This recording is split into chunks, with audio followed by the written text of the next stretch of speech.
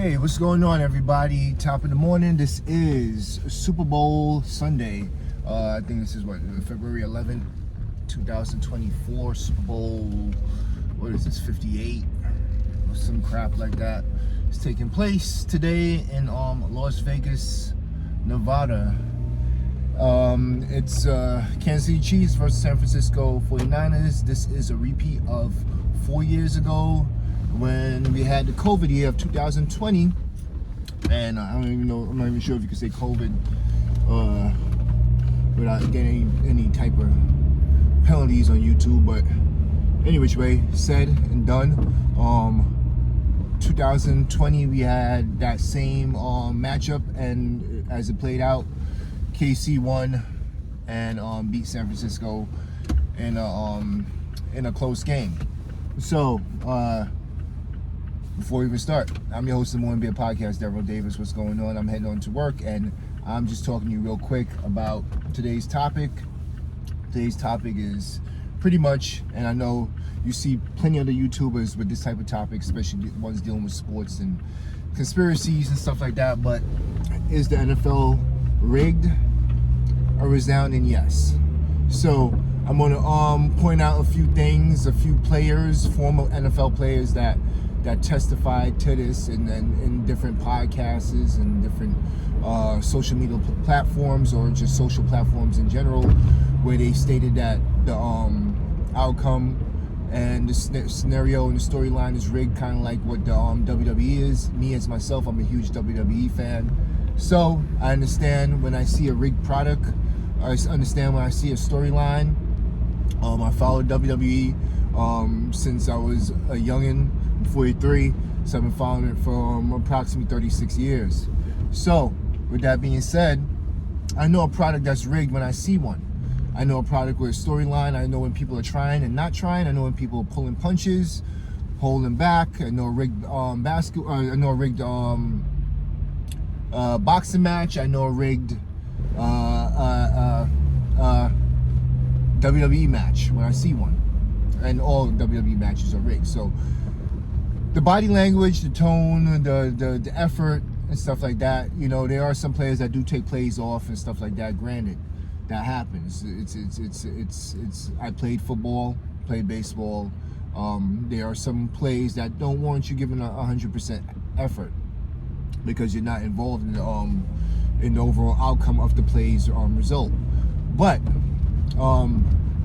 when you see a whole team not giving maximum effort, or allowing another team to come back, and allowing certain things, little random stuff to take place, you wonder why. Now, we're going to start off with Super Bowl number 3, which, when all the rigging started, pretty much you had a lot of money, and this is what we're going to go back to 1968. Jets versus Baltimore Colts. That time, Baltimore's team was the Colts. Indianapolis was in Baltimore, as far as their franchises. And with that, we had the AFL and the NFL. There wasn't a whole NFL. There wasn't a NFL yet as we know it today. This was something that had to be merged. So the AFL wanted to merge with the NFL because of money and all the money they could make with this.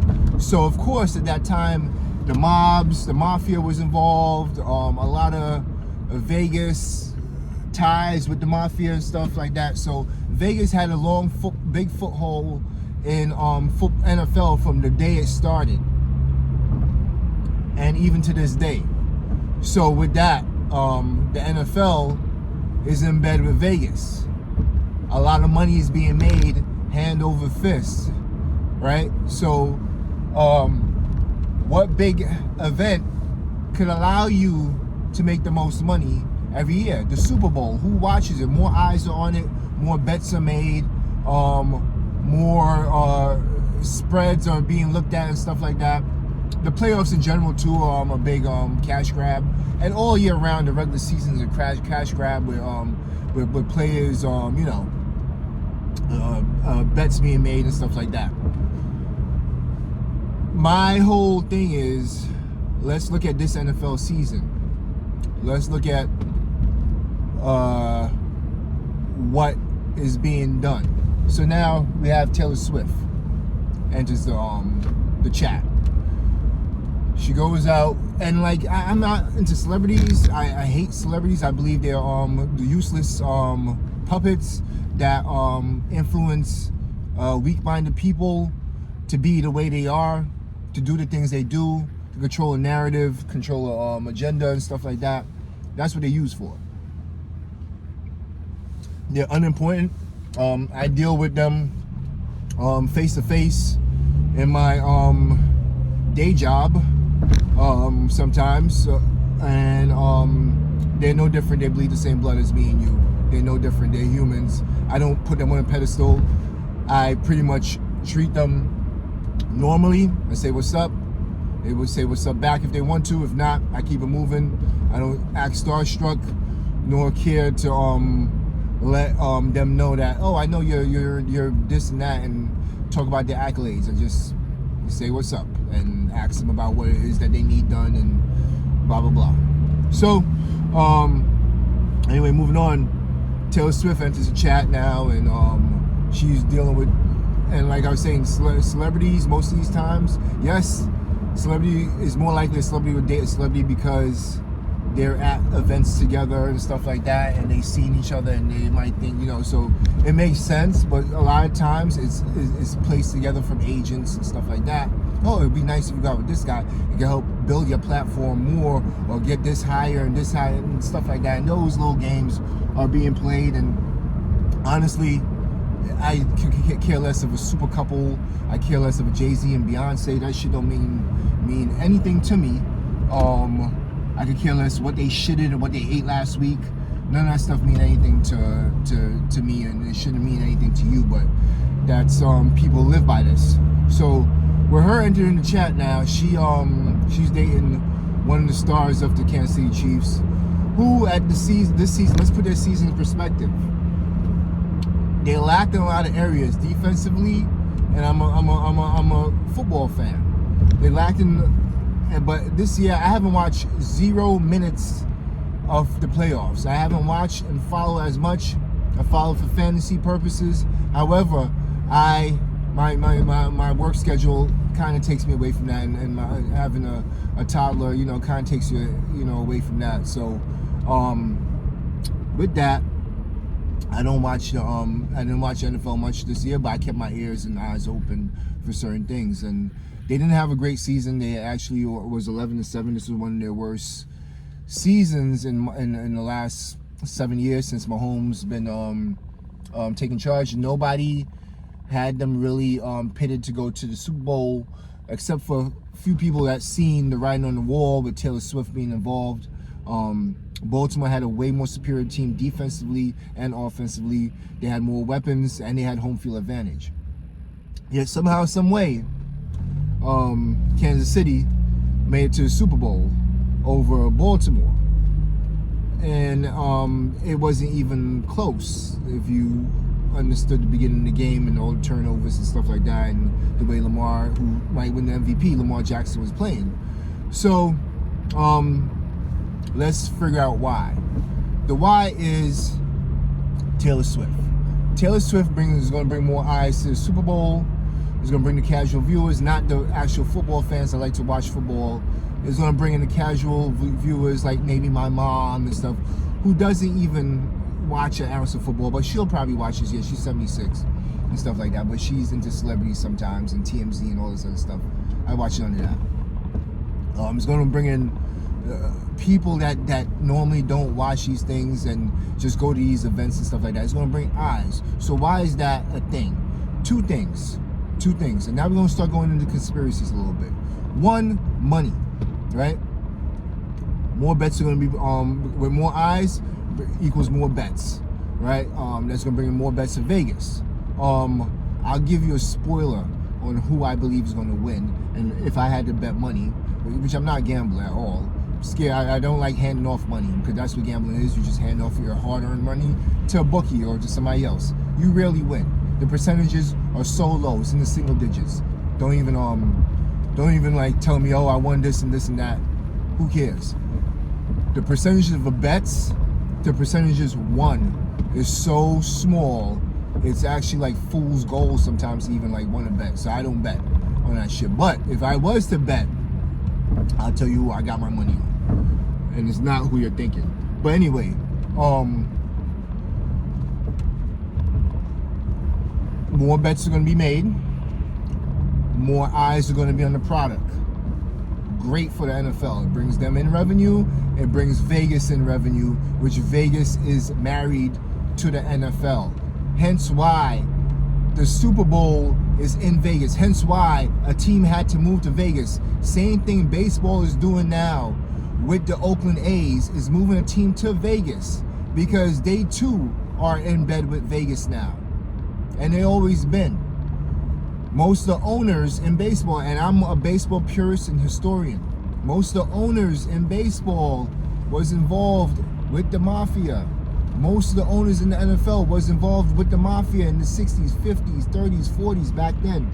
Most of them were Irish Mafia, Italian Mafia, all those things, and even Jewish Mafia. Most of them were tied up with that, and they still are to this day. It's just a little bit different. They're more businessmen. They're more business. They do things more business and legally because they got the power to get the lawyers and stuff. Let the lawyers do the dirty work now. They don't have to hire a hitman. They don't have to hire an Iceman, Kuklinski, or whatever his name was. They don't have to hire these type of things. So, if your eyes are open, you notice all these things are in bed with Vegas now, right? The NBA also. They had the All-Star game in Vegas. There's no team in Vegas, but yet we had the All-Star team. Not recently. It was a few years ago. They had the All-Star game in Vegas. They do business with Vegas. Sports do business with Vegas. Money's brought in from the casual viewers. Money is being made for these big organizations. Money's being made for Vegas. Hence why you needed Taylor Swift there to bring more eyes to the product, to make Kansas City a world recognized brand like the New England Patriots, like the New York Yankees, like the LA Lakers. Now Kansas City sits on that realm now because people in China know who Kansas City Chiefs are. People in Australia know who Kansas City Chiefs are. People in England know who Kansas City Chiefs are because now of Taylor Swift. Not because they won two or three Super Bowls recently. It's because, and not because Patrick Mahomes is the quarterback. It's because now Taylor Swift is going to put them in a different celebrity bracket now. That now Travis Kelce and Patrick Mahomes are now entering. That they wasn't there a year ago. They were getting there. They were like sub below it. But now they're there in that different celebrity bracket that they wasn't in before. And the mega celebrities, and the Jay-Z, the Beyoncés, the Taylor Swifts. That's one conspiracy. And that's one reason why I believe it's rigged in a sense because there's no way Kansas City, you could tell me in the beginning of the year, Kansas City's going to go into Buffalo, with Buffalo having home field advantage in round 2 of the playoffs and win. Then go after that in Baltimore in the AFC Championship and win. There's no way you could tell me. Ever since week, what is it, 4 or 5 or whatever the hell they started dating. Ever since then, every time she shows up to a game, every time Kelce scratches balls, every time he scores a touchdown, farts in the shower, they show the camera on her. And really it's sickening because I don't turn on a fucking NFL game to watch fucking Taylor Swift. That's for people that don't even watch NFL games or know what's going on. This is why, to me, this product is garbage now. I literally watched 0 minutes of the playoffs because of it. This is gonna be insufferable tonight, watching the Taylor Swift Bowl, because literally there's a guy that woke up this morning to do his cameraman duties but keep the camera on his camera solely on Taylor Swift. I really don't give a fuck what she does, nor should anybody else do. But this is the problem with society and certain people that really cares about what celebrities have going on and what they do on a daily basis. I can literally like live without it, but this is what's going to happen. It's going to bring a ton more viewers. I'm working till about the time the Super Bowl start. I'll probably watch it. I missed last year's Super Bowl. I watched 0 minutes of that also because of the way the product has become. This is what I've done with the NBA. I stopped watching the NBA because the way it became. One, it became too political. Two, it became too much of a soft sport in the sense where you can't do anything to the star athletes. You can't even like look at them the wrong way or still flop and fall or whatever. There's no defense being played anymore, and that's the route that the NFL is going. I don't like in NBA now. I'm seeing games 158 to 144. I can't. The time didn't get raised and stuff like that. It's still the same. Sports is tailored towards offense and no longer defense. Why? Because it's all about not the people that grew up watching the sports and playing the sport, but it's all about the casual viewers that know nothing about the sport. Of course, it's going to bring them in and help increase the revenue to the sport. I get it. I get how all that works. But I can't, watching the sport sell out, watching the sport become watered down for profit. Watching the NBA now, it's all about three-pointers, shooting from further out. Shooting, getting games in the 170s, hopefully. That's what they want. Instead of the 80-point games. I could watch a 1-0 baseball game and love it. Just as much as I see a 10-run first inning. I could love a 1-0 game and appreciate a one-hitter and a no-hitter more than a offensive late in the game. Those are sloppy to me. Same thing with NFL. I don't want to see a shootout. I don't want to see 47 point. No, I want to see a close, dramatic game. I want to see stuff like that. But there's no defense being played. You can't touch nobody. You can't touch the star athlete. You can't hand check nobody in the NBA. You can't do nothing. You can't give them a hard foul or anything like that. They get kicked out the game for that. No jailhouse rules no more. So this is more so the direction that the NFL has become the WWE now, with storylines. The storyline is Taylor Swift. The storyline is with Travis Kelce. And these are my predictions now, okay, before we get into the second conspiracy. One, will Travis Kelce propose to Taylor Swift if Kansas City wins the Super Bowl at the end and she's down there in the field celebrating with them? Because obviously, you know, that's what the NFL wants her to come down. They already have probably a little route for her to walk or come down when she comes down, right? So that's what they want. They want to see if he's going to propose to her. That's one made for TV moment that they want to see. And my second prediction, that's if Kansas City win. If Kansas City win, he's going to propose to her. My second prediction, Kansas City's not going to win, and this is my main prediction. It comes down to money. They made as much money as possible with Taylor Swift already. They're not going to make any more money with her because she brought the product, the eyes on the product. She brought the fans to the game, stuff like that, and they made enough with her. So let's do this. Let's make Tom Brady 2.0 now. Let's make Tom Brady 2.0 and Brock Purdy. This is when San Francisco enters the chat now. Let's make Brock Purdy Tom Brady 2.0 and make Kyle Shanahan Bill Belichick 2.0. This is what's going to happen. Hear me out. Tom Brady was a 6th-round draft pick. Very low draft pick, one of the last quarterbacks taken in his draft. I forgot what year it was, 2000 or 99, whichever one it was.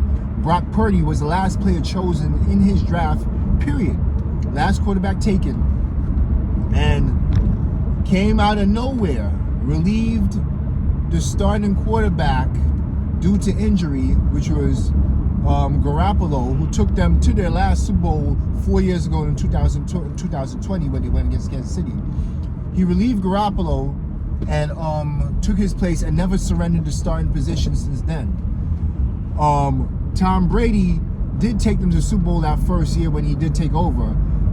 Brock Purdy came close last year because he took them to the NFC Championship. However, this year he actually got them over the hump and got them to the Super Bowl. Tom Brady took over for Drew Bledsoe when Drew Bledsoe got hurt in the Jets game when he got Mo Lewis ran him over and broke his sternum, broke his ribs, almost damn near killed him on the sideline, like literally killed him, almost killed him. Thank God he was he didn't nothing more tragic happened. If you see the similarities in that, at that time Bill Belichick didn't win the Super Bowl yet till Tom Brady took over. But won 2 Super Bowls with the Giants as defensive coordinator. Kyle Shanahan been to 2 Super Bowls, one as an offensive coordinator for the Falcons in Matt Ryan's MVP year, and went 4 years ago as a 49ers coach. Now, with that being said, I see them trying to make another celebrity because they're already maximizing what they could get out of Pat Mahomes. He got the commercial, the State Farm. He's bringing money to the league. He's going to be Pat Mahomes, win or lose the Super Bowl. They wasn't supposed to be there. They're playing with house money right now. They maximize their profits off of them. People are, even though it's a close line, it's only 2 points or whatever. I don't check the line. Last I heard was middle of the week, it was 2 points or 1.5. It's close, so it's 50-50 that San Fran has is favored. I can see more people betting KC due to Taylor Swift's involvement. To make more money off of this, if 55-60% is betting KC, the smart money is to bet San Fran and maximize more money being made. With that, you make Brock Purdy a celebrity and overcoming the Chiefs and Taylor Swift, and you make him the next Tom Brady. Kansas City is already a world-renowned brand. San Fran used to be when they had Joe Montana and stuff like that, but then they had some down years and everything. But now that could put them back in the stratosphere. They lost the last 2 Super Bowls they've been to. They're due for one. My money, if I was to bet money, would be, and this is my prediction, would be San Fran. In a close, dramatic game. And unfortunately, Taylor Swift is not going to get her engagement right there because they don't need that. They don't need WWE level entertainment on the field. Even though they try it sometimes, they want that. They're probably not going to venture that far. Now let's go to that halftime show. I never watched the halftime show till the Shakira J-Lo one because my girl wanted to watch it, and I don't really watch things like that. I don't sit for those ceremonies, and I don't watch the Grammys, I don't watch ESPYs or whatever. I don't sit for these things because these things are rituals, and that's going to go to my next conspiracy after this. Pretty much, I watched that one and the Dr. Dre one. This one this year is the Usher one. Now Usher used to be a big celebrity, fell on hard times now and everything like that. More so with allegations of things he did as far as sleeping with women while being diseased, infested, and stuff like that, and not caring and not sharing that information with them. He hasn't been big in a big celebrity for a few years. Why is he getting the Super Bowl nod this year? He's a great entertainer, but he's probably about 5 to maybe 10 years past his prime and past being relevant. And, they brought him back. In my opinion, they didn't want Taylor Swift overshadowing a bigger star. Meaning they didn't want a Beyonce there who's 2 levels above Usher as far as stardom in the way the way things are, or levels, I guess. They didn't want a big celebrity like Jay-Z. They didn't want somebody that she would overshadow, because she would overshadow somebody. Yet they knew they was gonna go with something lesser in Usher. Think about that. It struck me as odd. So that's little telling, you know. So if you're paying attention early on, when they announced him, I'm like, okay. I was like, there's something else. There's something bigger going on. You gotta pay attention to little small Easter eggs. All right, so now we're gonna go into my last conspiracy. Why so many eyes are needed on this Super Bowl 58. Now, I'm not into gematria. I don't know numbers. I don't know things like that. I can't do things like that. I don't have the capacity for that right now. A lot of things going on in life that I can't even, like, you know, tie my shoelace correctly anymore. Why so many eyes are needed? Well, when you start connecting the dots, if you looked at the Super Bowl when the Rams went and won, right? In SoFi Stadium, right? The way the stadium looked was very hypnotizing, right? We were already like mind freaked from COVID and all other stuff, and being coming out of the lockdowns and stuff like that, and then to have that Super Bowl, if you notice, like, it was very hypnotic in that building, and it was an indoor stadium. Same thing with this one in Vegas. I've seen my Giants play there this year, and it's very, very, it seemed like, I don't know how the layout's gonna look, but these layouts now have been looking very hypnotic, very much more like to hypnotize the viewers, to get more eyes. What I'm trying to say is, this is some ritualistic shit right here that they have going on. And this is a ritual. And why they need so many viewers? Because they need all eyes on to commit this ritual and harvest energy. I know some people don't watch this video to hear this type of thing, or see this type of thing, or have the understanding of where this is going. But I must touch on that, and it's totally understandable. You know, it's not everybody's cup of tea, it's not everybody's lane, but this is a lane I venture down sometimes, and it's like, why certain things that have to connect the dots certain ways. It could be a ritualistic, and I'm not saying this is exactly what it is. I'm saying it could be a ritualistic event taking place where they energy harvest people, and they energy harvest our energy. So this is what it could be. Please watch this game, if you're watching it, with a grain of salt. Watch for the signs. Don't get hypnotized. I felt very hypnotized by that Super Bowl, in SoFi Stadium. Vegas might be the same thing. I don't even remember what it was last time, because, like I said, I didn't watch it. I just don't. I'll leave you with this. I don't like Super Bowls are just for the casual viewers. It's no longer for the real sports fans, real NFL fans. I feel bad for the teams. I wish my team was in there, but I feel bad for the teams that's in there and their fandom, because one, if this is the biggest game of the year, why would you have them stop the game for half an hour to an hour in the middle of it when these guys are warm, and make them cold now? Because me as a player, I want to go play. I want to stay warm. Me, when I work out, I want to stay warm. I don't want to get cold. I don't need a halftime show. I don't need to go watch a movie for a half an hour or whatever and then go back and work out. No, you have to stay on that heater. Right? When I used to play baseball, I have to stay warm. I have to stay loose. So you're gonna make these guys in the biggest game of the year throw them off, and so this is more so an exhibition. You're gonna throw them off by having a whole concert in the middle of it.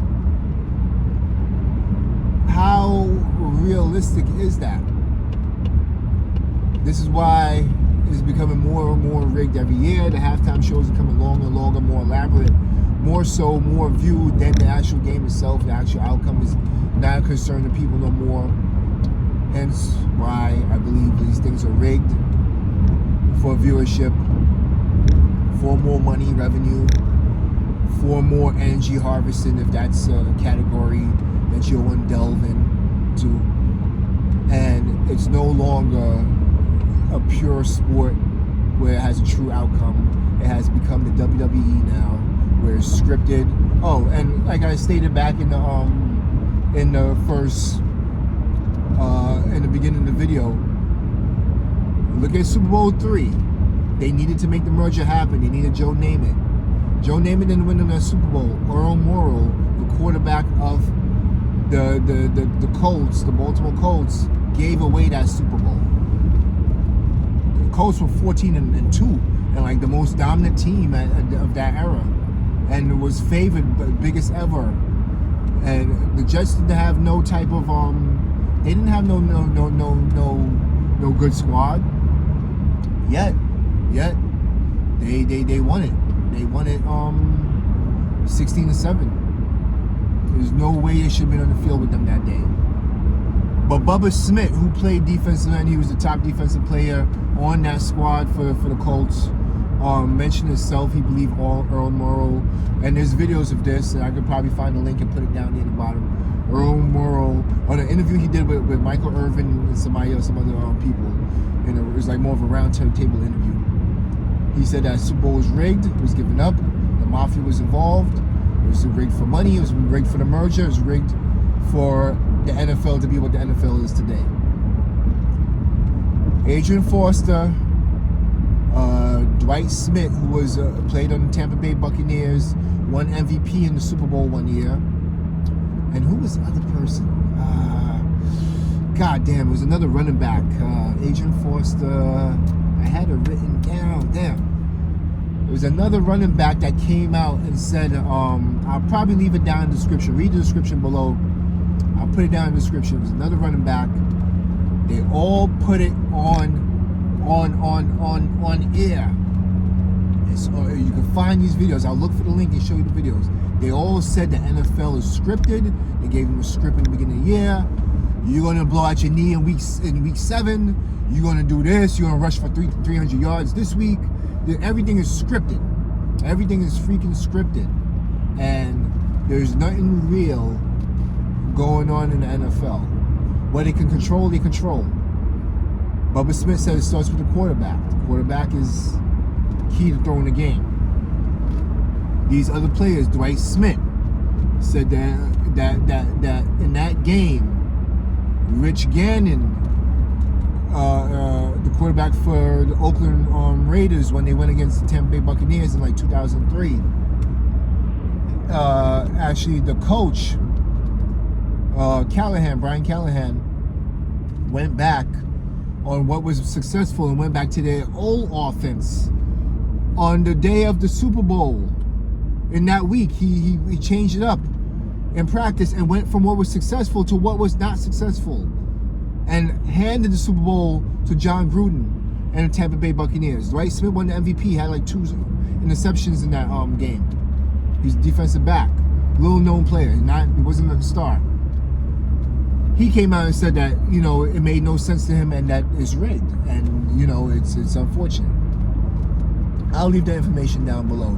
This video became long already. It's over 30 minutes. I'm literally at work already. I'm like 5 minutes away, so I won't just end at that. I just want to end with this: that the NFL became a watered down product now, with the way defense is played, offense is played, and the way that things they're in bed with Vegas, and it's no longer. There was this guy that sued the NFL a few years back when people came out about it being rigged, and he was able to sue because he lost money betting on a product that's not real. And that's why the NFL had to put in the beginning, a disclaimer in the beginning, that it's entertainment. Same thing like with the WWE, they're sports entertainment, and they can get away with that. There's certain things you word it, certain legal things you get away with.